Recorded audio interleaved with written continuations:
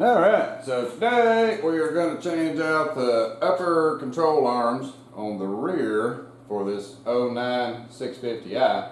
And the suspensions for the BMWs is very similar for a lot of the different models, but there's two things that you got to worry about when you're doing suspension. Number one, always go by the torque specs. They're going to give you torque specs, you can look them up. So go by the torque specs, but even more important than that is whenever you're doing these suspension parts, this one you can torque down fully, do whatever you want to do with the joint end of it, but when you torque this one down, the vehicle has to be in what BMW calls the normal position, which basically means the car is down on the wheels and the suspension is fully loaded.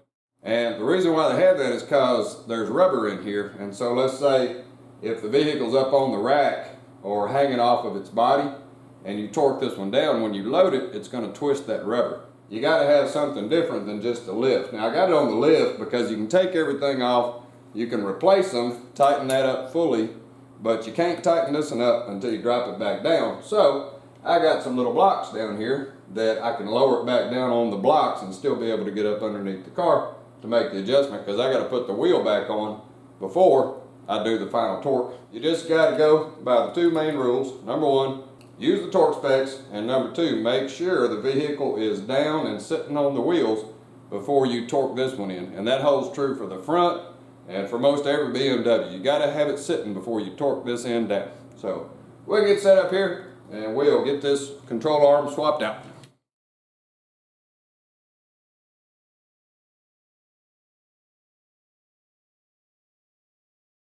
Alright, so pretty simple to get to once you get the tire off. You can see it right here.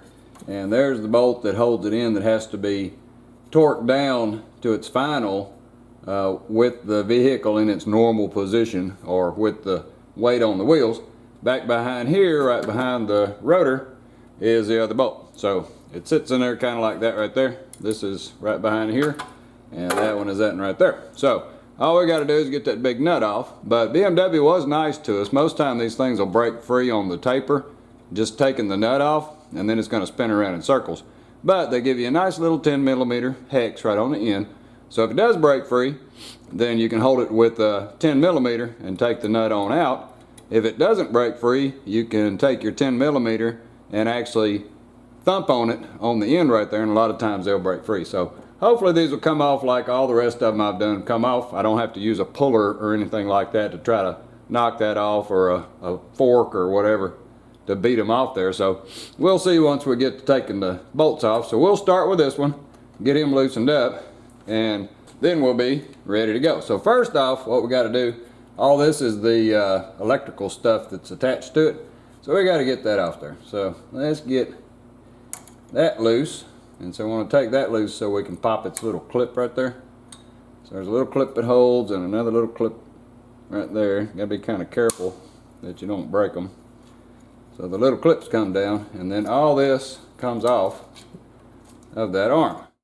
Let's get this big nut off here. So it's on there pretty dang hard. I think it's 165 Newton meter, which is about 121 foot-pounds. So it's a 21mm, but you're probably going to have a cheater to get that thing broke free. So with a regular wrench, I'm just going to get me something I can extend a little bit, and then I'm going to try to break this guy free.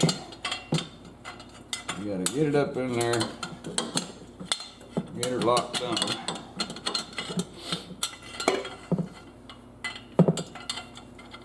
Where you still got some room. And then we got tug, tug, tug. I'll just push against the rotor. Try to get that thing to come free. So I got it to move, so that's a good sign. Now I just got to get my wrench back on it. There, make progress. So when it broke free, I can take my cheater off. And we can get it worked loose.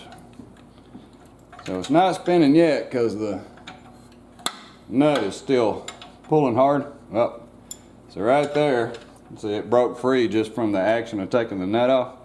So now it's spinning.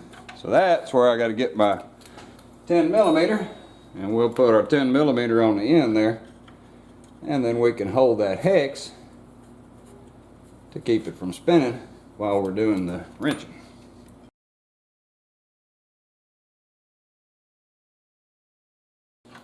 Alright, so with the nut broke loose off there, the front is free, and like I say, it spun around when I was trying to get the nut off, so we know it's loose. I can put my 10mm on it and spin it around, so I know that joint is free. So now we'll just leave it right where it is. We already got this loose, and so now we got to go over here and get that big bolt out. So I'm going to do that from the bottom so I can get the right tools, because when I go to set this back on this position, when I torque it down, I'm going to have the weight on the wheels, which means I'm going to have to be under the vehicle anyway to do that final torque. Alright, so underneath the bottom, it's 18mm on the nut and the bolt. So we'll crawl up under there and you'll see the tools come up as I'm taking that one off, and then we'll be able to slide that control arm out of there.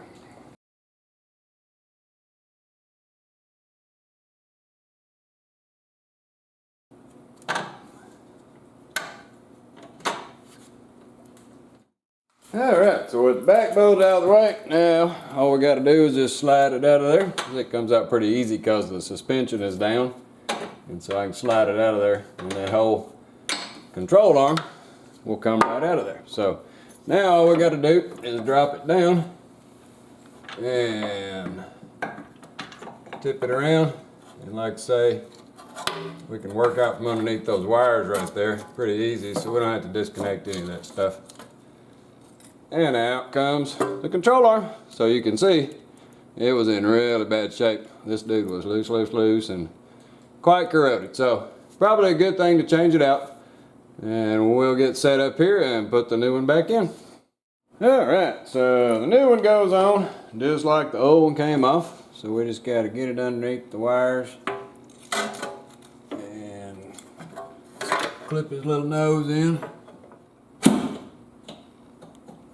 Then you just raise it back up in the perch. And we may have to get a screwdriver or something to get it to line up if it doesn't want to line up. It might do it. And then the bolt goes back in once we get her lined up.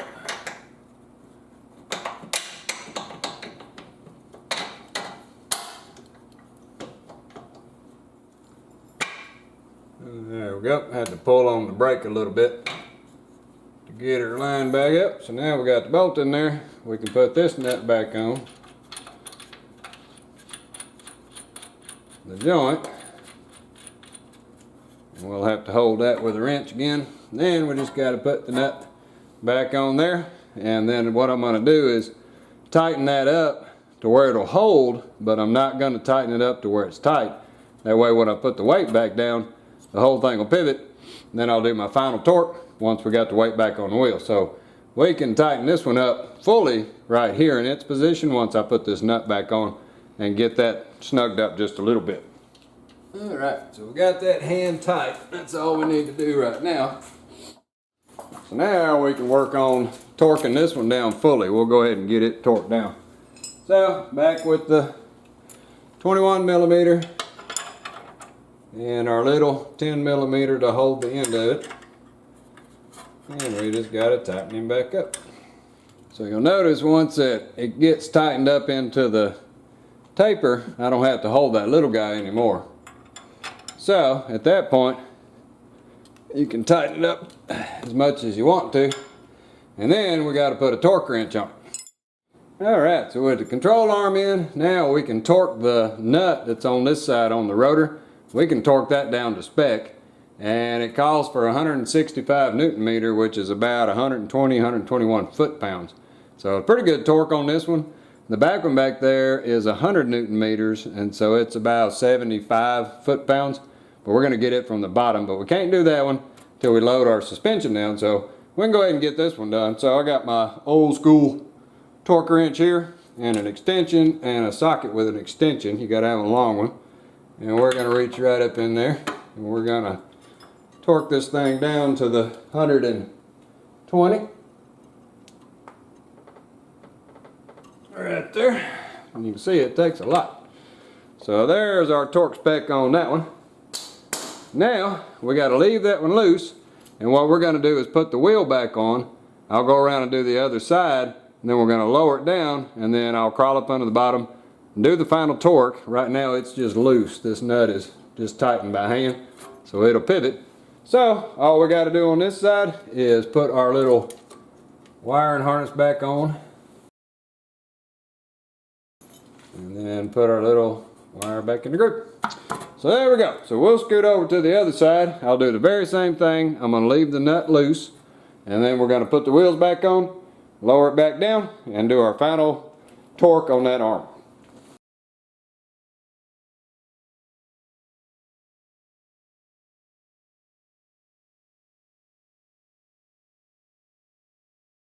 Alright, so now we got the wheels back on. Everything's good to go. It's still loose, you can see, and that's where we got to put it down on the suspension before we can tighten up that last bolt on the inside and torque it to spec.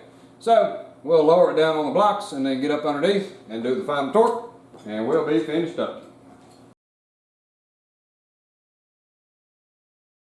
Alright, so with the car down on the suspension now, let's crawl up under there and we'll tighten those down to the 100 Newton meters or the 75 foot-pounds or so, and we'll wrap this up. We just got to finish torquing the lug nuts down and we'll be in good shape.